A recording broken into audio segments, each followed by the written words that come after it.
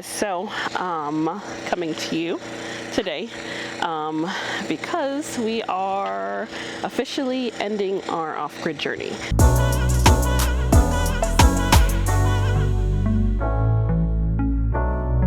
So, let's go into a little bit of an explanation. So, if you guys have been here with us since we purchased the land, basically since the very beginning, you will know that our intention was to never be off-grid. We have power poles that run the entire back length of our property, and so that is the main reason why we chose our property, is because that we knew that we could hook up to power, and then later down the line, once we got ourselves more established, if we wanted to, we can go into solar. However, once it was time to move on to the land, county had other plans, so it kind of pushed our connection time a little bit further back. And so instead of being able to hook straight up and get all the wires running and everything, we had to do some other stuff before we could get that done.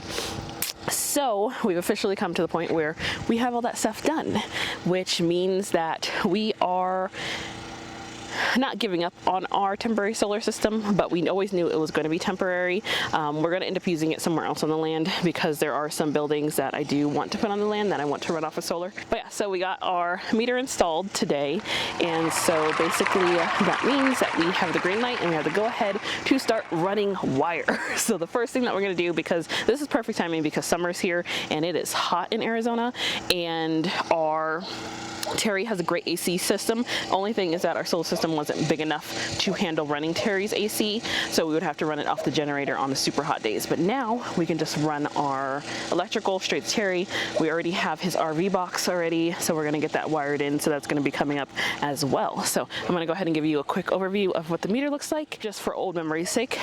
For all the new people or the people who just need refreshers, I will be putting together like a little montage in this video of us from digging the gigantic trench to when we first met with the electric company to installing the box until this very moment, because we are very happy that we have power. We have always wanted power. That was a nice comfort that we wanted. Solar is great and all, but it's not our cup of tea. Maybe in the future, our plan is to, once we get to a comfortable place where everything's like built up, we probably have the house done and everything, our goal is to then expand a solar system and use that as a backup for when we're ready to actually disconnect, if we ever want to disconnect or if we ever need to disconnect. So let's go ahead and take you over. Okay, so this is our electrical box that we had set up. Down here, this is the pipe that is running our 200 amps of power up from up there, which that little silver pole is coming down and coming all the way underground, coming up, and then this little one here is for a grounding rod, so that will ground our entire system. And then also that is our meter. Everyone should know what a meter looks like. Everyone's had a house, an apartment, so it looks like any other type of meter that you'll find. But yeah, so basically we already have everything that we need. The last thing that we need to get is the wire to run from this box to Terry's RV box. We'll also have to get another wire later that will run from this box to the house. So we just need a trench from this box to Terry. So it's like 100 and something feet away. So we're trying to decide if we want to rent a trencher or if we want to just get a trenching shovel. Luckily, Elijah was able to find the wires that we need, and they come sleeved in a PVC sleeve, so you don't have to buy the conduit, so that you can buy the wire, then put everything in the conduit. This one is great for, it's a direct burial wire is what it's called. So we're going to be using that, which will make things a lot easier. So with that being said, we are officially saying goodbye to off-grid, which we are happy about. So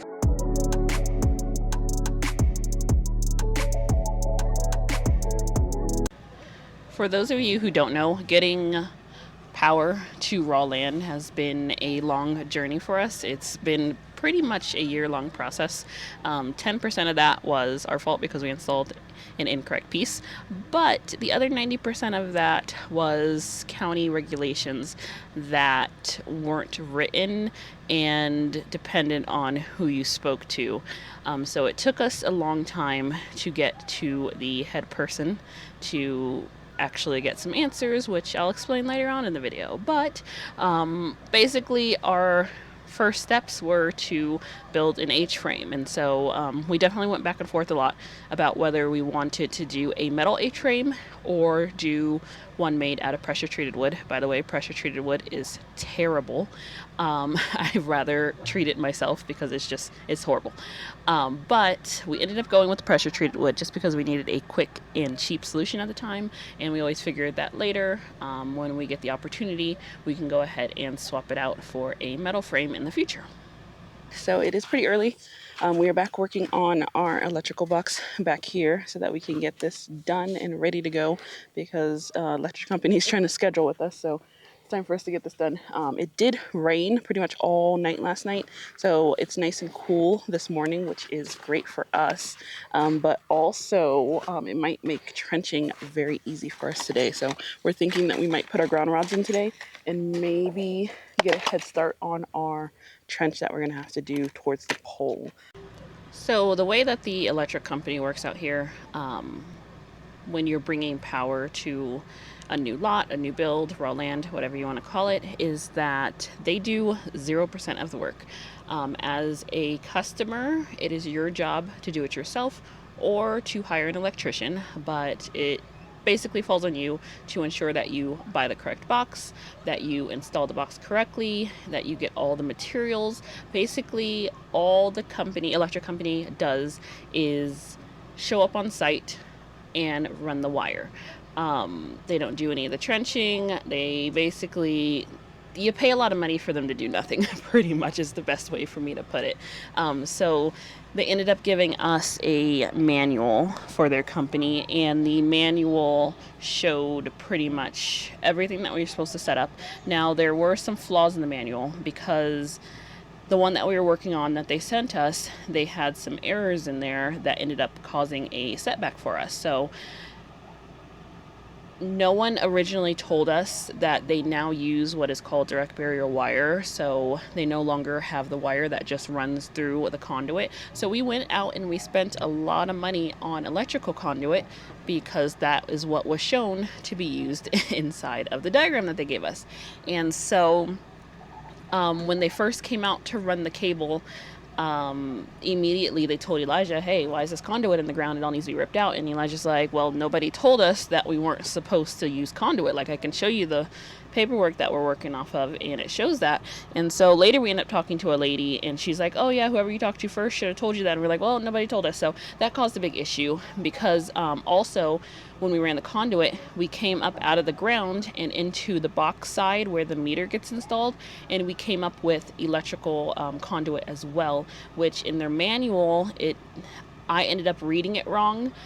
I read it as PVC. However, when the service is entering the box, it had to be in the metal tube. I can't remember what it's called now. It's a very specific heavy duty piece of metal to make sure that if something bumps up against it, nothing can chew through it. You won't accidentally cut it with anything, because that's 200 amps of power that's going to be running through that metal tube.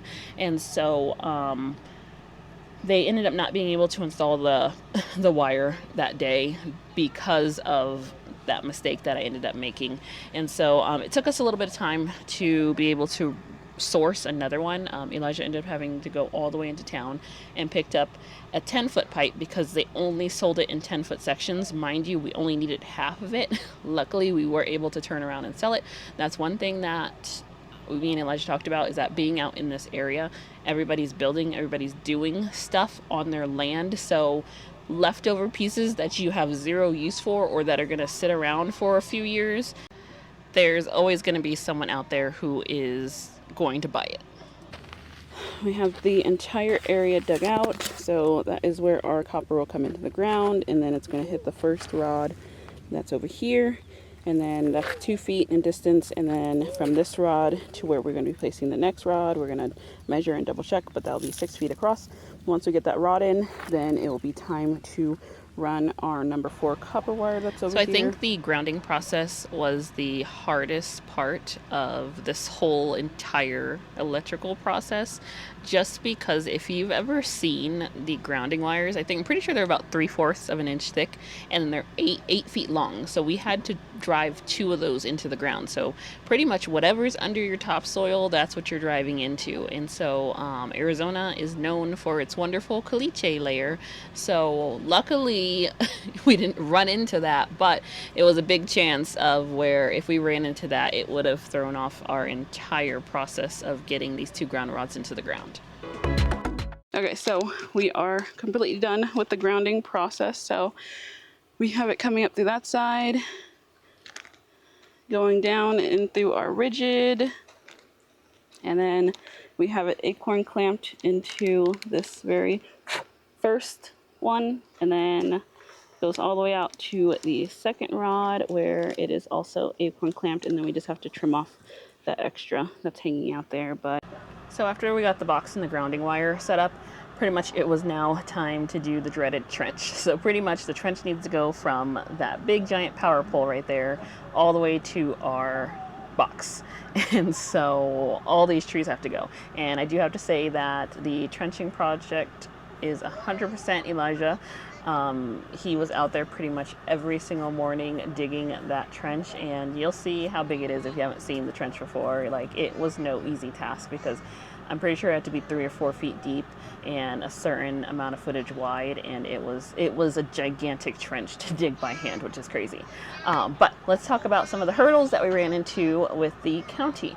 So when we started to inquire about getting electric and bringing it to the land, we found out that we had to get a green tag. And so basically a green tag is the county coming out and giving you the go-ahead to put electrical on the land. So pretty much they check the box and they check your grounding rods to make sure that they're the proper distance apart and that they're installed correctly. And once you get the green tag, then you can have the electric company come in and actually provide you your meter box, and that is what happened at the beginning of the video. So when we called the county, we were originally told that they will give you a green tag once you have all your house documents in place and you have your housing permit and everything's approved and you're good to go ahead and get your green tag. So we had finally picked out house plans. We had looked through them, everything was good. We submitted them all, did all that type of process. So we went ahead and called so that we can go ahead and get an inspection so that we can receive our green tag. But then when we did, we were then turned around and told, well, you don't have a house on the lot. Why would we give you a green tag? And we explained to them that we talked to this person and they told us this. And so she was like, no. And so we asked to speak to the person who actually is in charge of issuing out the green tags. And so Elijah ended up talking to him.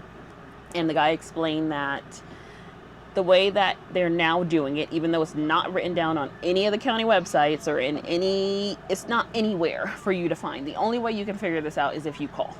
So he told us that they are no longer just willy-nilly handing out green tags just because you have a housing permit, because in the past, other people have ruined it basically for us, where they go ahead, they get the housing stuff put in, and they get the power brought to the land, and then they just stay there and they live in their RVs, which, as we know, you cannot live in your RV. So they now went and changed the rule so that now you have to be showing some type of house progress on there. And we were not at the place where we were ready to start the house because we had a lot of other infrastructure stuff that we needed to get set up. So what we ended up going ahead and doing is we went ahead and made the decision to invest in a small solar system. So we already knew it was going to be temporary. We just needed something to get us from the time period that we were at to the time period of when we could actually get hooked up to electrical. And our solar system, it's a headache, but just figuring everything out, especially, not knowing any of it, but, it really got us through. It got us through winters, it got us through spring, it got us through summer, it got us through cloudy days, rainy days. Basically, it it solved all of our needs during the time. But now with us entering into summer, we're like, okay, we already knew before summer hit that we were going to be starting on the house. So we were like, okay, it's time for us to go ahead and get our green tag. So we called, inspector came out, looked at everything, said everything was great, and he gave us our green tag. Pretty much the day after he gave us the green tag, we called the electric company. The guy showed up the next morning and he went ahead and installed our meter. So now we pretty much are just at the phase of getting all the materials to actually bring power to Terry. So that's just going to involve getting the direct barrier wire, getting the pipes that will actually run from the RV box and the meter box into the ground, so that that's protected as well. So yeah, pretty much that has been our electrical journey. And so we are happy to no longer be off grid. We are happy that we did it right in time for summer so that we can run our full-blown AC as much as we want. It's also going to help because we are going to have some plug-in power tools on the property soon. So having power is just a whole different game changer. And so we always knew it was off-grid wasn't for us.